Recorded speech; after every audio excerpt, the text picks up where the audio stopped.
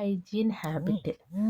നമ്മൾ ആരോഗ്യകരമായ നമ്മളെ ലൈഫ് മുന്നോട്ട് കൊണ്ടുപോകാൻ നമുക്ക് എന്ത് വേണം? പേഴ്സണൽ ഹൈജീൻ, വ്യക്തി ശുചിത്വം ഇമ്പോർട്ടൻ്റ് ആണ് അല്ലേ? അപ്പോൾ ഇവിടെ കുറച്ച് ഹൈജീൻ ഹാബിറ്റ്സ് കൊടുത്തിട്ടുണ്ട്.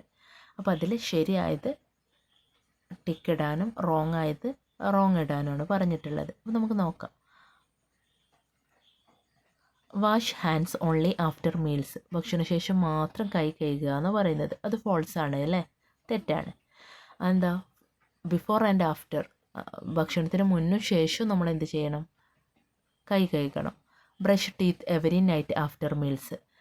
രാത്രി ഭക്ഷണത്തിന് ശേഷം ബ്രഷ് ചെയ്യണമെന്ന് പറഞ്ഞത് ട്രൂ ആണ്. ബ്രഷ് ചെയ്യണം അല്ലേ? Third one, do not trim the nails of feet and hands. കയ്യിലെയും കാലിലെയും നഖം മുറിക്കരുത് എന്നാണ് പറഞ്ഞത്. അത് റോങ് ആണ് അല്ലേ? തെറ്റാണ്. Use footwear when walking outside. പുറത്തോട്ട് പോകുമ്പോൾ ചെരുപ്പ് ധരിക്കണം. ശരിയാണ്. Eat fruits that are gnawed by birds. പക്ഷികൾ കഴിച്ചിട്ടുള്ള ഫ്രൂട്ട്സൊക്കെ കഴിക്കാം എന്നാണ് പറഞ്ഞത്. തെറ്റാണ് അല്ലേ? നമ്മളെ നിപ്പ പോലുള്ള അസുഖങ്ങളൊക്കെ അങ്ങനെയാണ് സ്പ്രെഡ് ചെയ്യുന്നത്. അപ്പോൾ അത് കഴിക്കാൻ പാടില്ല. Do not consume snacks and drinks kept open. തുറന്നു വെച്ച വെള്ളവും സ്നാക്സൊന്നും കഴിക്കാൻ പാടില്ല. അത് ശരിയാണ് അല്ലേ? കഴിക്കാൻ പാടില്ല. ഓപ്പൺ ചെയ്തത് കവർ ചെയ്ത ഫുഡ് ഐറ്റംസാണ് കഴിക്കേണ്ടത്. Spit in public places. പൊതുസ്ഥലങ്ങളിൽ പബ്ലിക് പ്ലേസിൽ തുപ്പുക, സ്പിറ്റ് ചെയ്യുക. അത് തെറ്റാല്ലേ? പാടില്ല. ബാത്ത് ഡെയിലി കുളിക്കണം. ശരിയാണ് അല്ലേ? അപ്പോൾ ഇതിൽ ട്രൂ ആയിട്ടുള്ളതിന് നേരെ ട്രൂ എന്നും ഫോൾസ് ആയിട്ടുള്ളതിന് ഫോൾസ് എന്നും കൊടുത്തിട്ടുണ്ട്. ഇത് മക്കൾ ശ്രദ്ധിക്കേണ്ട കാര്യം, നമ്മളെ പേഴ്സണൽ ഹൈജീൻ, നമ്മളെ വ്യക്തി ശുചിത്വത്തിന് നമ്മൾ എന്തൊക്കെ കാര്യങ്ങൾ ശ്രദ്ധിക്കുന്നുണ്ടോ അത് ശ്രദ്ധിച്ചാൽ മതി. നമ്മളെ ഡെയിലി റൂട്ടീൻ നോക്കിയാൽ തന്നെ നമുക്കിത് ഈസി ആയിട്ട് ആൻസർ ചെയ്യാൻ പറ്റും. ഇനി നാച്ചുറൽ ഇമ്മ്യൂണിറ്റി ഉണ്ട്, അക്വയേർഡ് ഇമ്മ്യൂണിറ്റി ഉണ്ട്. ഇമ്മ്യൂണിറ്റി മീൻസ് പ്രതിരോധശേഷിയാണ് കേട്ടോ. അപ്പോൾ നമുക്കറിയാം, നമുക്ക് സ്വയം നമ്മളെ ശരീരത്തിന് എന്തുണ്ട്? ഒരു പ്രതിരോധശേഷിയുണ്ട്. അതിനെയാണ് നാച്ചുറൽ ഇമ്മ്യൂണിറ്റി എന്ന് പറയുക. It is the body's natural ability to control and fight pathogens once they enter the body. This abilities varies from person to person. Natural immunity പറഞ്ഞാൽ നമ്മുടെ ശരീരത്തിന് സ്വമേധയാ ഉള്ള പ്രതിരോധശേഷിക്കാണ് നമ്മൾ നാച്ചുറൽ ഇമ്മ്യൂണിറ്റി എന്ന് പറയുക. ഇത് എല്ലാ ആളുകളിലും ഒരുപോലെയല്ല, ഓരോ ആളുകളിലും ഇത് ഡിഫറെൻ്റ് ആണ്. അപ്പോൾ ഇതെന്താണ്? നമ്മുടെ ശരീരത്തിലോട്ട് നമ്മളെ പാത്തജൻസ്, നമ്മളെ മൈക്രോ ഓർഗാനിസംസ് വരുമ്പോൾ അവരെ തടുത്ത് നിർത്തും. അതാണ് ഈ ഒരു പ്രതിരോധശേഷി എന്ന് പറയുന്നത്. അതായത് അവർ ശരീരത്തിലോട്ട് എൻ്റർ ചെയ്യുമ്പോൾ അവരെ തടയാൻ വേണ്ടിയിട്ട് നമ്മളെ ശരീരത്തിൽ സ്വയമുള്ള പ്രതിരോധശേഷിനെ നമ്മൾ നാച്ചുറൽ ഇമ്മ്യൂണിറ്റി എന്ന് പറയും. ഇനി acquired immunity means it is the immunity developed by taking vaccinations against certain diseases for which the body cannot develop natural immunity such as polio and hepatitis ഇതുപോലുള്ള അസുഖങ്ങളൊക്കെ. അതായത് നമ്മുടെ ശരീരത്തിന് കൃത്രിമമായിട്ട് നമ്മൾ വാക്സിൻ കേട്ടിട്ടുണ്ടാവില്ലേ മിസ്സിൻ്റെ മക്കൾ? ഈ വാക്സിൻ മുഖേന നമ്മുടെ ശരീരത്തിലോട്ട് കൃത്രിമമായിട്ട് എന്ത് ചെയ്യാണ്? പ്രതിരോധശേഷി നൽകുക. ഈ വാക്സിൻ നമ്മുടെ ശരീരത്തിലോട്ട് വാക്സിൻ കുത്തിവെക്കുക. ആ വാക്സിൻ നമ്മുടെ ശരീരത്തിലോട്ട് എൻ്റർ ചെയ്യുമ്പോൾ എന്താണ്? നമ്മൾ കൃത്രിമമായിട്ട് ആ വാക്സിനേഷൻ മുഖേനയാണ് നമ്മുടെ ശരീരത്തിന് പ്രതിരോധശേഷി ഉണ്ടാക്കുന്നത്. കൃത്രിമമായിട്ട് നമ്മുടെ ശരീരത്തിന് ഉണ്ടാക്കുന്ന പ്രതിരോധശേഷിനെ അക്വയേർഡ് ഇമ്മ്യൂണിറ്റി എന്നും, നമ്മുടെ ശരീരത്തിന് സ്വതവേ നമ്മുടെ ശരീരത്തിനുള്ള പ്രതിരോധശേഷിനെ നമ്മൾ നാച്ചുറൽ ഇമ്മ്യൂണിറ്റി എന്നാണ് വിളിക്കുക കേട്ടോ. അപ്പോൾ നമുക്ക് നോക്കാം vaccination chart.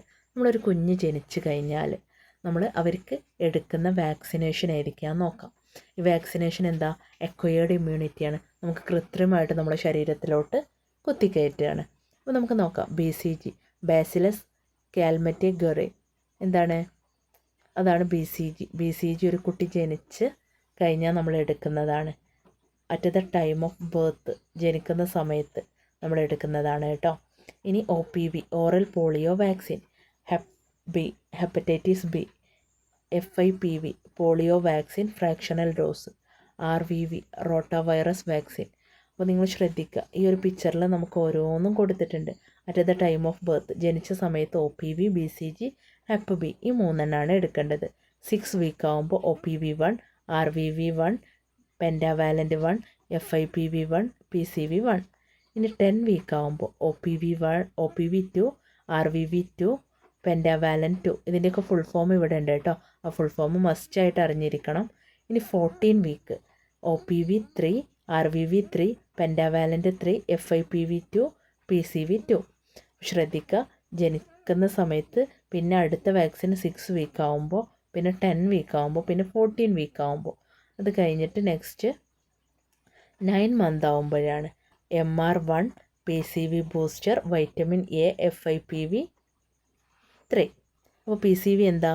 Pneumococcal കൺജുഗേറ്റ് vaccine. MR measles rubella vaccine. DPT diphtheria pertussis tetanus vaccine. TD tetanus diphtheria vaccine. അപ്പോൾ ഇതാണ് 9 മന്തിൽ. പിന്നെ 16 to 24 മന്തിന് ഉള്ളിലാണ് next vaccine. MR2 OPV booster, DPT booster, vitamin A2.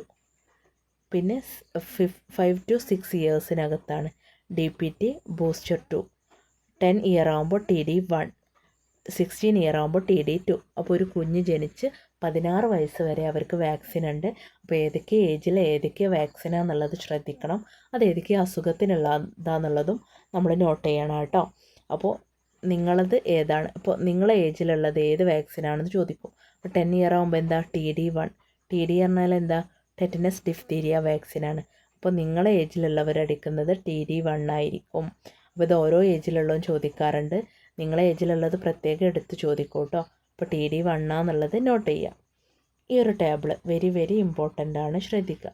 Preventive vaccine, name of the vaccine. ഇപ്പോൾ അവിടെ തന്ന വാക്സിൻ്റെ നെയിമാണ്, അത് ഏതൊക്കെ ഏജിലാണ്, അത് ഏതൊക്കെ അസുഖം വരാതിരിക്കാനാണ്. അപ്പോൾ അതാണ് ശ്രദ്ധിക്കേണ്ടത്. Name of the vaccine polio vaccine. Age ഏതാ? Birth week 6, 10, 14, month 9, 16 to 24 month. ഈ സമയത്തൊക്കെ നമ്മൾ പോളിയോ വാക്സിൻ കൊടുക്കും. അതെന്തിനാണ്? ഡിസീസ്, ഏത് അസുഖം പകരാതിരിക്കാനാണ്? പോളിയോ എന്ന് പറഞ്ഞിട്ടുള്ള അസുഖം ഇല്ലാതിരിക്കാനാണ്.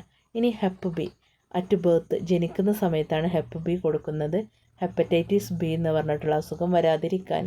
ടെറ്റനസ് ഡിഫ്തീരിയ വാക്സിൻ 10, 16, 10 വയസ്സിലും 16 വയസ്സിലും ടെറ്റനസും ഡിഫ്തീരിയ ഈ 2 അസുഖം വരാതിരിക്കാനാണ് ഈ ഒരു വാക്സിൻ എടുക്കുന്നത്. ഇനി MR 9 മന്ത്സ്, 9-ാം മാസത്തിലും 16 to 24 മന്ത്, 16 മുതൽ 24 മാസത്തിന് അതിനകത്തും ആണ് നമ്മൾ ഏത് MR എടുക്കേണ്ടത്. അതെന്താണ്? ഏത് അസുഖം വരാതിരിക്കാനാണ്? Measles rubella. അപ്പോൾ ഈ ഒരു ചാർട്ട് നന്നായിട്ട് ശ്രദ്ധിക്കുക. വാക്സിനും അതൊക്കെ ഏതൊക്കെ ഏജിലാണ്, ഏത് അസുഖം ഇല്ലാതിരിക്കാൻ വേണ്ടിയിട്ടാണ്. അപ്പോൾ ഇത്രയും കാര്യങ്ങൾ നന്നായിട്ട് ശ്രദ്ധിക്കണം കേട്ടോ. വെരി വെരി ഇമ്പോർട്ടൻ്റ് ആണ്. Next, proper awareness is to be given to the people regarding the mode of transmission of diseases and the methods of prevention. What can we do for this? അതായത് ഇത് പൊതുജനങ്ങളിലേക്ക് എത്തിക്കാൻ, ഒരു നമ്മുടെ ഈ അസുഖം പകരാതിരിക്കാനൊക്കെ ഉള്ള കാര്യങ്ങൾ ഡയറക്റ്റ് പറഞ്ഞാൽ ആളുകൾ ശ്രദ്ധിക്കില്ല. അപ്പോൾ ഏതൊക്കെ മെത്തേഡിലൂടെയാണ് അത് ജനങ്ങളിലേക്ക് നമുക്ക് എത്തിക്കാൻ കഴിയുക? ഡ്രാമ, നാടകം മുഖേന എത്തിച്ചാൽ അവർ കാണും. Puppetry, cartoon, poster, short film, advertisement, speech, ഇതുപോലുള്ള രീതിയിലൊക്കെ നമുക്ക് ജനങ്ങളോട് പറഞ്ഞാൽ അവർ കേൾക്കും. ഡയറക്റ്റ് പറഞ്ഞാൽ ചിലപ്പോൾ അവർ ശ്രദ്ധിക്കണം എന്നില്ല. പക്ഷേ ഈ ഓരോ മെത്തേഡിലൂടെയും ചെയ്താൽ അവരത് പെട്ടെന്ന് മനസ്സിലാക്കിയെടുക്കും. Diseases can be kept away with proper awareness and preventive measures. Healthy people are the wealth of nation. നല്ല ഹെൽത്തി ആയിട്ടുള്ള പീപ്പിൾ എന്താണ്? നമ്മുടെ രാജ്യത്തിന് ആവശ്യമല്ലേ. അപ്പോൾ ഈ കാര്യങ്ങളൊക്കെ ശ്രദ്ധിച്ചു കഴിഞ്ഞാൽ നമുക്ക് എന്ത് ചെയ്യാൻ പറ്റും? ആരോഗ്യമുള്ള ഒരു ജനതനെ നമുക്ക് ഉണ്ടാക്കാൻ കഴിയും. അപ്പോൾ ഇതിൻ്റെ മീനിങ് എന്ന് പറഞ്ഞാൽ ആരോഗ്യമാണ് ഒരു ജനതയുടെ സമ്പത്ത്. ശരിയായ അറിവും പ്രതിരോധ മാർഗങ്ങൾ കൊണ്ടും നമുക്ക് രോഗത്തെ അകറ്റി നിർത്താൻ പറ്റുമെന്നാണ് പറയുന്നത്. ഓക്കെ, അപ്പോൾ ഇതോടുകൂടി നമ്മുടെ സെക്കൻഡ് ചാപ്റ്റർ ഫിനിഷായി.